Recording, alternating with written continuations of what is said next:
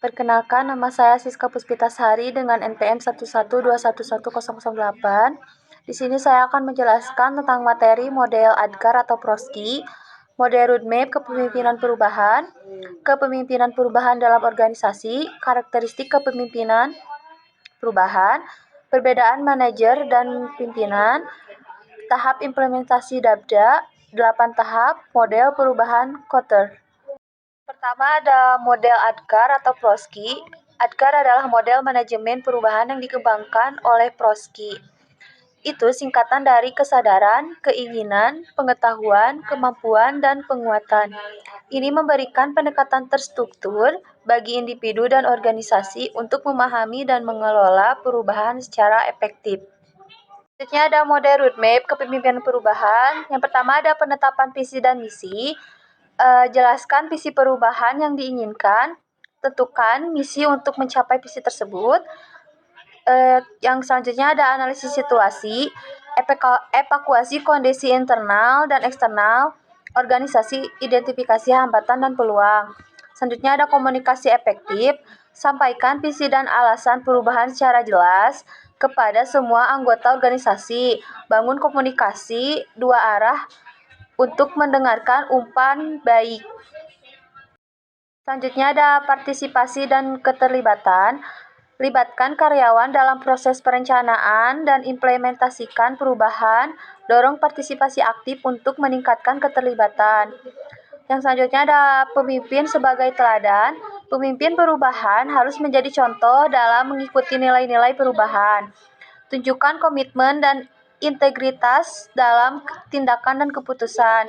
Selanjutnya ada pengelolaan resistensi. Kenali sumber resistensi terhadap perubahan. Terapkan strategi untuk mengatasi resistensi dan membangun dukungan. Selanjutnya ada pemantauan dan evaluasi. Tetap awasi kemajuan perubahan secara berkala, evaluasi dampak perubahan, dan lakukan penyesuaian jika diperlukan. Selanjutnya ada pelatihan dan pengembangan. Berikan pelatihan kepada karyawan untuk memastikan mereka memiliki keterampilan yang diperlukan. Fokus pada pengembangan individu dan tim. Selanjutnya ada fleksibilitas dan penyesuaian. Bersikap fleksibel terhadap perubahan dalam situasi yang berkembang, siap untuk menyesuaikan rencana jika diperlukan. Selanjutnya ada kepemimpinan perubahan dalam organisasi. Kepemimpinan perubahan dalam organisasi memainkan peran krusial dalam menavigasi transformasi. Beberapa aspek penting dari kepemimpinan perubahan melibatkan visi dan strategi. Merumuskan visi yang jelas tentang arah perubahan, mengembangkan strategi yang terukur untuk mencapai tujuan tersebut. Selanjutnya ada motivasi dan inspirasi. Menginspirasi tim dengan menciptakan antusiasme terhadap perubahan, memberikan motivasi melalui penekanan pada manfaat positif yang akan dihasilkan. Ada partisipasi dan keterlibatan. Mendorong partisipasi karyawan dalam proses perubahan, memastikan keterlibatan aktif untuk memperkuat rasa kepemilikan. Selanjutnya ada manajemen risiko, mengidentifikasi potensi risiko terkait perubahan, mengembangkan strategi untuk mengelola dan memitigasi risiko tersebut. Yang selanjutnya ada keteladanan, menjadi teladan bagi nilai-nilai perubahan, menunjukkan komitmen dan integritas melalui tindakan dan keputusan. Selanjutnya ada ketahanan psikologis, membangun ketahanan psikologis dalam tim untuk mengatasi tantangan perubahan dan memberikan dukungan mental dan emosional. Selanjutnya ada karakteristik kepemimpinan perubahan. Karakteristik kepemimpinan perubahan mencakup sejumlah sifat dan keterampilan yang esensial untuk mengelola dan memimpin proses transformasi. Beberapa karakteristik kunci termasuk visi yang jelas, mampu merumuskan dan mengomunikasikan visi perubahan yang inspiratif dan terarah. Selanjutnya ada kepemimpinan strategis, memiliki kemampuan untuk merencanakan dan mengimplementasikan strategi perubahan. Selanjutnya ada adaptabilitas, bersikap fleksibel dan siap untuk menyesuaikan diri dengan perubahan lingkungan. Selanjutnya ada keberanian dan ketegasan, berani mengambil keputusan yang sulit, yang diperlukan untuk mencapai perubahan, menunjukkan ketegasan dalam menghadapi tantangan. Selanjutnya ada kemampuan komunikasi yang efektif, mampu berkomunikasi secara jelas dan meyakinkan, memahami pentingnya mendengarkan dan memberikan umpan baik. Selanjutnya ada keterlibatan karyawan, mendorong partisipasi dan keterlibatan aktif karyawan dalam perubahan. Ada perbedaan manajer dan pemimpin. Perbedaan antara manajer dan pemimpin mencakup peran, fokus, gaya kepemimpinan, dan dampaknya terhadap organisasi. Berikut adalah beberapa perbedaan kunci. Yang pertama ada orientasi terhadap tugas. Manajer lebih cenderung fokus pada tugas dan pekerjaan yang harus diselesaikan, menekankan perencanaan, perorganisasian, dan kontrol.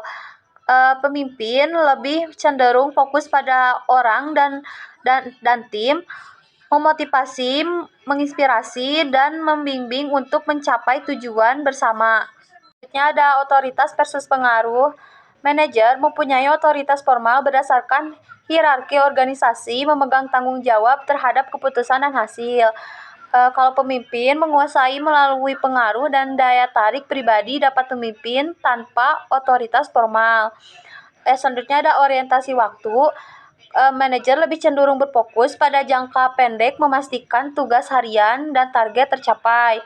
Kalau pemimpin lebih cenderung berfokus pada jangka panjang, mengembangkan visi, strategi, dan budaya organisasi.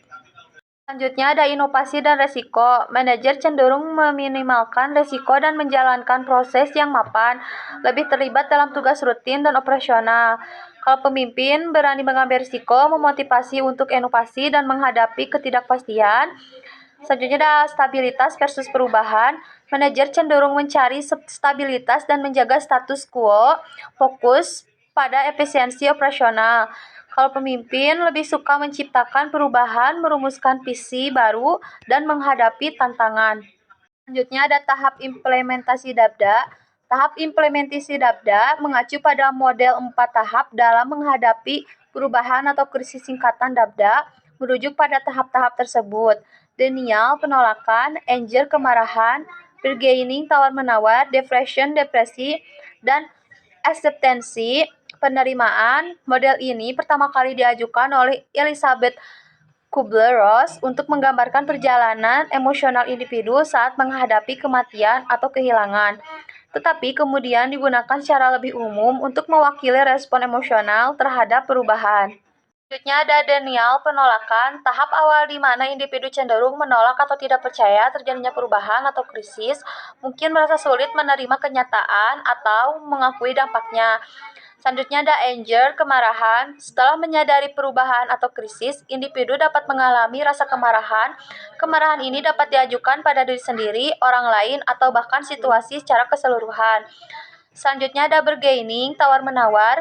Pada tahap ini, individu mungkin mencoba melakukan tawar-menawar dengan situasi atau upaya untuk menghindari konsekuensi yang tidak diinginkan, berusaha mencari solusi atau jalan keluar alternatif. Selanjutnya ada depression, depresi. Munculnya perasaan sedih, kehilangan, atau keputusan. Individu merasakan dampak emosional dari perubahan atau krisis yang sedang dialami. Selanjutnya ada acceptance, penerimaan, tahap akhir di mana individu mulai menerima dan berdamai dengan situasi atau perubahan tersebut, dapat memahami dan mengintegrasikan perubahan ke dalam kehidupan mereka. Model ini lebih merupakan panduan umum daripada aturan baku, dan respon individu dapat bervariasi berdasarkan berbagai faktor. Selanjutnya ada 8 tahap model perubahan Kotter. Model perubahan Kotter yang dikembangkan oleh John V. Kotter adalah suatu pendekatan sistematis yang mencakup 8 tahap yang harus diikuti untuk memastikan keberhasilan perubahan organisasi. Tahap-tahap ini disusun sedemikian rupa untuk memfasilitasi proses transformasi yang efektif. Berikut adalah 8 tahap model perubahan Kotter. Yang pertama ada membangkitkan kesadaran akan kebutuhan untuk berubah. Yang kedua ada membangun tim kepemimpinan perubahan. Yang ketiga ada membentuk visi dan strategis untuk perubahan. Yang keempat, memperdayakan karyawan untuk bertindak. Yang kelima, menghilangkan hambatan. Yang keenam, menciptakan kemenangan sementara. Yang ketujuh, mempertahankan momentum. Yang kedelapan, membuat perubahan menjadi bagian tak terpisahkan dari budaya organisasi.